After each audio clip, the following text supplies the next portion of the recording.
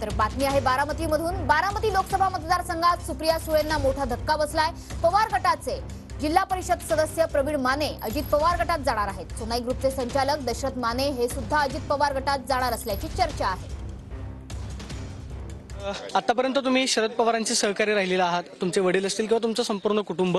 आता या वेळेला तुम्ही शरद पवारांची साथ सोडून आता अजित पवारांच्या राष्ट्रवादी काँग्रेसमध्ये प्रवेश करताय अथवा येणाऱ्या लोकसभेमध्ये तुम्ही त्यांची मदत करणार आहात, त्यांना सहकार्य करताय, हा निर्णय नेमका कसा बदल?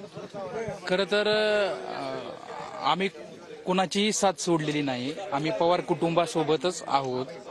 खरं तर माझे वडील आदरणीय दशरथदादा माने आणि महाराष्ट्राचे उपमुख्यमंत्री आदरणीय देवेंद्र भाऊ फडणवीस यांचे कौटुंबिक संबंध आमच्या परिवाराचे त्यांच्याबरोबर 25 वर्षापासून आहेत।